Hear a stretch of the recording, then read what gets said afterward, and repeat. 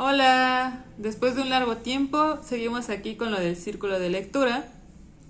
Esta vez tenemos el cuento del pantano de la luna.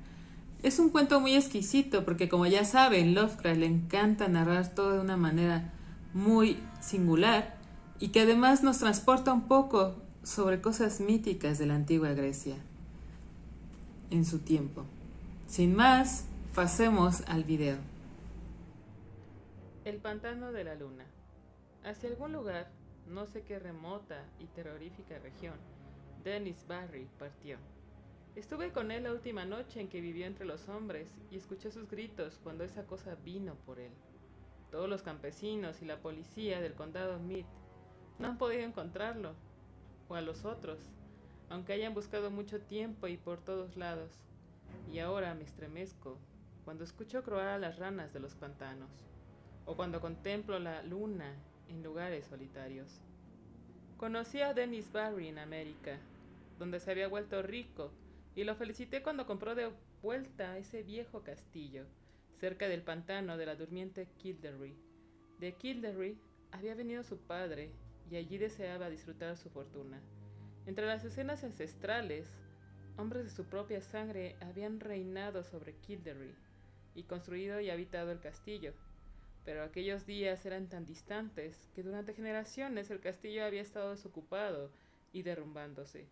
Después de que partió hacia Irlanda, Barry me escribía a menudo y me contaba cómo, bajo su cuidado, el gris castillo recuperaba torre por torre su esplendor antiguo, cómo las enredaderas trepaban lentamente por los muros restaurados, cómo lo habían hecho siglos atrás. También contaba que los campesinos habían bendecido su empresa por traer de vuelta a los viejos tiempos con su otro traído del otro lado del mar. Pero con el tiempo vinieron dificultades y los campesinos dejaron de bendecir su empresa y huyeron del lugar como si se tratara de la perdición. Y luego me envió una carta en la que me pedía que lo visitara, pues se sentía solo en el castillo, sin nadie con quien hablar, salvo los nuevos sirvientes y trabajadores que había traído desde el norte. El pantano era la causa de todos estos problemas, o así me dijo Barry, la noche que llegué al castillo. Había llegado a Kildare en el crepúsculo de un verano, mientras el oro del cielo resplandecía sobre el verde de las colinas arboleadas y el azul del pantano, donde en un lejano islote relucía espectralmente una extraña y antigua ruina. La puesta de sol era hermosa, aunque los campesinos de Ballylough me habían advertido que Kildare estaba maldita, por lo que casi me estremecí al contemplar los altos torreones del castillo encendidos con fuego. El automóvil de Barry me había encontrado en la estación de Ballylough, pues Kildare estaba lejos de las vías ferroviarias. Los aldeanos evitaron el carro y al conductor del norte, aunque me susurraron con sus pálidos rostros cuando supieron que me dirigía a Kildare. Y aquella noche, después de nuestra reunión, Barry me contó por qué. Los campesinos se habían marchado de Kildare porque Dennis Barry se disponía a drenar el gran pantano. Por todo el amor que profesara a Irlanda, América no le había dejado intacto y él odiaba el hermoso espacio desperdiciado donde la turbera podía cortarse y desarrollarse la tierra. Las leyendas y supersticiones de Kildare no lo persuadieron y se burló de los campesinos. La primera vez que se rehusaron a ayudar y cuando después lo maldijeron y se marcharon de Ballylough con sus pocas pertenencias, como prueba de su determinación. En su lugar contrató a trabajadores del norte. Cuando los sirvientes lo dejaron, también los reemplazó. Pero se sentía solo entre extraños, por lo que Barry me había pedido que viniera. Cuando escuché los temores que habían ahuyentado a la gente de Kildare, reí con tanta fuerza como lo había hecho mi amigo. Pues estos temores eran del carácter más vago, alocado y absurdo. Tenían que ver con alguna leyenda ridícula sobre el pantano y de un sombrío espíritu guardián que habitaba la extraña y antigua ruina, en el lejano islote, el mismo que había contemplado durante el atardecer. Se contaban historias de luces danzarinas en la oscuridad de la luna, de vientos helados como la noche cálida, también de espectros blanquecinos que flotaban sobre las aguas y de una ciudad imaginaria, hecha de piedra, bajo la superficie de la ciénaga. Pero la mayor de todas estas extrañas fantasías, solitaria en su absoluta unanimidad, era la maldición que esperaba quien se atreviera a perturbar o drenar la ciénaga rojiza. Había secretos, decían los campesinos, que no deben ser descubiertos. Secretos que yacen escondidos desde que la plaga descendió sobre los hijos de Patrolón.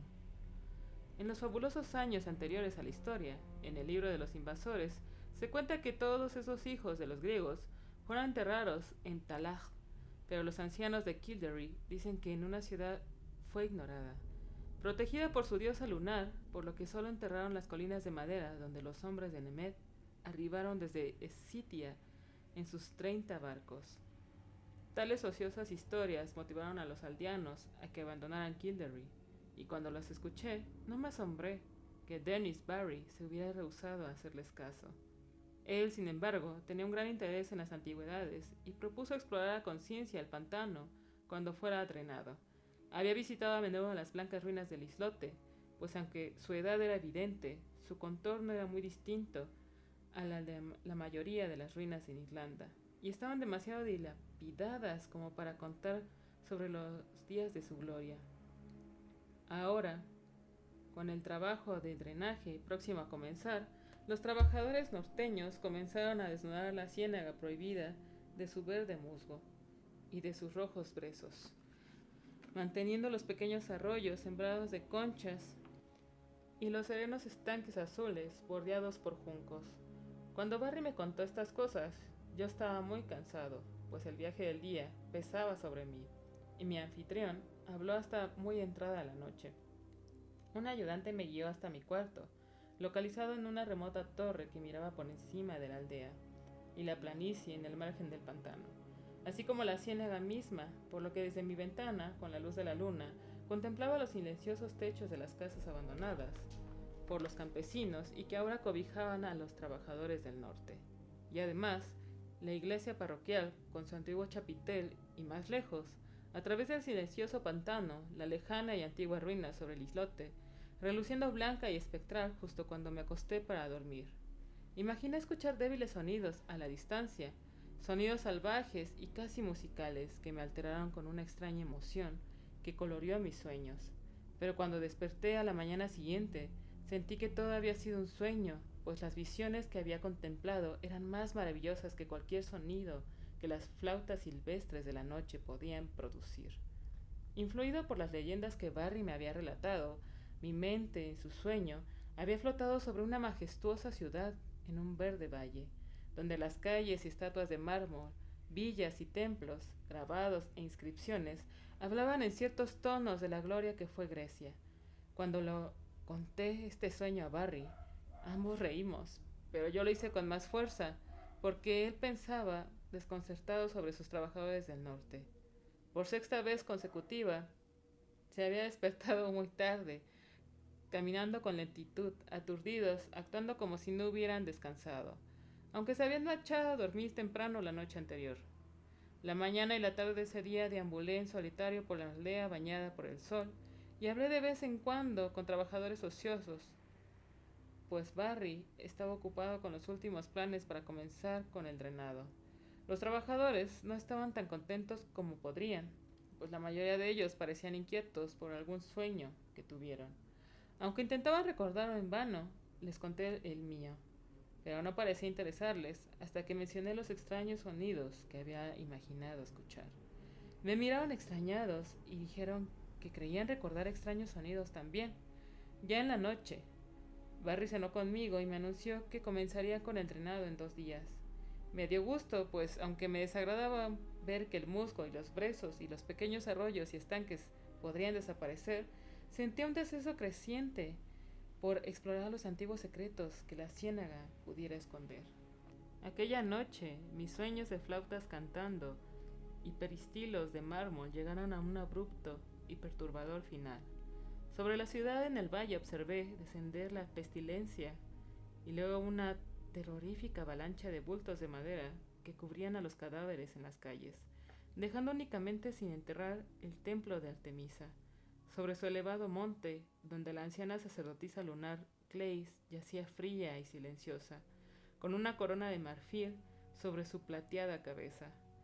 Dije que me desperté súbitamente, alarmado. Durante un tiempo no podía distinguir si estaba despierto o soñaba, pues la música de las flautas todavía resonaba agudamente en mis oídos. Pero cuando vi sobre el piso los helados rayos lunares y los contornos de una ventana con rejas góticas, decidí que estaba despierto en el castillo de Kildare. Luego, escuché que un reloj marcaba muy lejos las 2 de la mañana y supe que estaba despierto. Sin embargo, todavía me llegaban las monótonas flautas desde lejos. Aires extraños y salvajes me hicieron pensar que alguna danza de los faunos de la distante Menalo no me permitía dormir, y con mucha impaciencia me levanté de un salto y me puse a caminar. Solo por obra del azar me acerqué a la ventana del norte y me asomé a la silenciosa aldea y a la planicie en el margen del pantano. Yo no pretendía mirar hacia afuera, pues deseaba dormir, pero las flautas me atormentaban, por lo que tenía que hacer o ver algo. ¿Cómo podría haber sospechado aquello que estaba por contemplar? Ahí, bajo la luz de la luna que inundaba la espaciosa planicie, había un espectáculo que ningún mortal ha visto o podría olvidar. El sonido de las flautas de juncos resonaba sobre el pantano y se deslizaba una multitud de figuras danzarinas, silenciosas y extrañamente mezcladas, atravesando una fiesta como la que los cilicianos podían haber bailado en honor de Demeter, en los días de antaño, bajo la luna de la cosecha a un lado de Cian. La amplia planicie, la dorada luz de la luna, las sombras que se movían y sobre todo el agudo y monótono sonido de las flautas produjeron un efecto que casi me paraliza. Sin embargo, me percaté entre mi miedo de que la mitad de estos danzantes mecánicos e incansables eran los trabajadores que creía dormidos, mientras que la otra mitad eran extraños seres aéreos, vestidos de blanco, de una naturaleza casi indeterminable, aunque sugería a las pálidas y melancólicas náyades de las encantadas fuentes de la ciénaga. No sé durante cuánto tiempo me quedé contemplando esta escena, desde la solitaria ventana del torreón, antes de caer en un adormecimiento sin sueño, del que me despertó el sol de la mañana. Mi primer impulso al despertar era comunicar todos mis temores y observaciones a Dennis Barry. Pero cuando miré con la luz del sol, a través de la reja de la ventana oriental, tuve la certeza de que no había algo real en lo que había pensado en observar la noche anterior. Soy dada a mirar extrañas ilusiones, aunque nunca he sido lo suficientemente débil como para creer en ellas, por lo que en esta ocasión me encontré con interrogar a los trabajadores, que durmieron hasta muy tarde y no recordaban nada de la noche anterior, salvo neblinosos sueños de agudos sonidos. El asunto de las flautas espectrales me perturbaba bastante y me pregunté si los grillos del otoño habían llegado antes de tiempo para acosarme durante la noche y embrujar las visiones de los hombres. Después, durante el día, observé a Barry en la biblioteca, vertido sobre los planes de su gran obra que comenzaba al día siguiente, y por primera vez sentí un poco de temor que había ahuyentado a los campesinos. Por alguna razón desconocida, comencé a sentir miedo de perturbar el antiguo pantano y sus oscuros secretos. Imaginé terribles escenas aguardando en la penumbra, bajo la profundidad imposible de medir de la antigua ciénaga. Me parecía perjudicar que estos secretos fueran traídos a la luz, y comencé a desear que una excusa me sirviera para abandonar el castillo y la aldea. Fui lo suficientemente lejos como para hablar casualmente con Barry sobre el tema, pero no me atreví a continuar tras su resonante carcajada, por lo que permanecí en silencio cuando el reluciente sol se ocultó detrás de las colinas. Kildare estaba encendida, roja y dorada, con un fuego que parecía ser un presagio. Si los eventos de la noche fueron reales o una ilusión, jamás podré decirlo con certeza. Ciertamente trascendían cualquier cosa que hubiéramos soñado de la naturaleza y el universo, y sin embargo, de ninguna manera normal puedo explicar las desapariciones que fueron del conocimiento de todos los hombres cuando terminaron. Me retiré temprano, lleno de miedo, y durante un largo rato no pude conciliar el sueño en el asombroso silencio de la torre. Estaba muy oscuro, pues aunque el cielo estaba despejado, la luna menguaba, avanzando, y no se asomaría hasta la madrugada. Mientras ahí yacía, pensé en Dennis Barry y lo que acontecería sobre el pantano cuando llegara la mañana, y sentí un casi frenético impulso de correr hacia la noche, tomar el coche de Barry y conducirlo locamente hasta Ballylough, más allá de las tierras amenazadas, pero antes de que mis temores pudieran cristalizarse como acciones, me quedé dormida y contemplé en sueños la ciudad en el valle, fría y muerta, bajo la mortaja de una horrenda sombra. Probablemente fueron las agudas flautas las que me despertaron, aunque no fueron lo primero que noté cuando abrí mis ojos, ya sea de espaldas a la ventana oriental que miraba por encima del pantano, donde la menguante luna se asomaría, y por lo tanto esperaba contemplar la luz en la pared opuesta a mí, pero no esperaba algo parecido a la escena que se me aparecía. La luz caía sobre los paneles adelante, pero no era la luz de la luna arrojada. La franja del maldito resplandor, terrible y perforante, venía a través de la ventana gótica, y toda la habitación se llenaba con un esplendor intenso y sobrenatural. Mis acciones inmediatas fueron peculiares para una situación así, pero solo en los relatos un hombre hace algo dramático e imprevisto. En lugar de asomarme por la ventana y buscar más allá del pantano por el origen de esta nueva luz, aparté mis ojos de ahí, sumido en el pánico, mientras me vestía torpemente con alguna loca idea de escapar. Recuerdo haber tomado mi revólver y mi sombrero, pero antes de que terminara de vestirme, había perdido a ambos, sin disparar una bala o sin colocar el otro sobre mi cabeza. Después de un tiempo, la fascinación sobre el rojo fulgor derrotó mi miedo, y gateé hacia la ventana oriental y me asomé, mientras que el incesante y enloquecedor sonido de las flautas chilló y resonó por el castillo y sobre la aldea. El pantano estaba inundado por una luz que destellaba, escarlata y siniestra, vertiéndose desde la extraña y antigua ruina sobre el lejano islote. No puedo describir el aspecto de aquella ruina. Debía haber enloquecido, pues me parecía que se alzaba majestuosa y entera, espléndida, rodeada por columnas con el mármol que la formaba, y reflejaba el fuego, perforando el cielo como el ápice de un templo en la cima de una montaña. Las flautas chillaban y comenzaban a sonar tambores, y mientras miraba de lleno de asombro y terror, pensé que oscuras y saltarinas formas se recortaban grotescamente contra la visión de mármol y resplandor. El efecto era titánico, completamente impensable, y podía haber quedado mirando durante un tiempo indefinido si el sonido de las flautas no pareciera crecer a mi izquierda. Temblando con un terror extrañamente mezclado con éxtasis, atravesé el cuarto circular hacia la ventana norte, desde donde podría mirar la aldea y la planicie, en el margen de la ciénaga. Ahí mis ojos volvieron a dilatarse con un asombro salvaje y grande, como si no acabara de alejarme de una escena más allá del alcance de la naturaleza, pues sobre una espantosa y roja planicie distinguí una procesión de seres de un tipo que jamás había visto, salvo en pesadillas. Deslizándose, flotando a medias en el aire, los espectros del pantano, vestidos de blanco, retrocedían lentamente hacia las serenas aguas y la ruina del islote en fantásticas formaciones que sugerían alguna antigua y solemne danza ceremonial.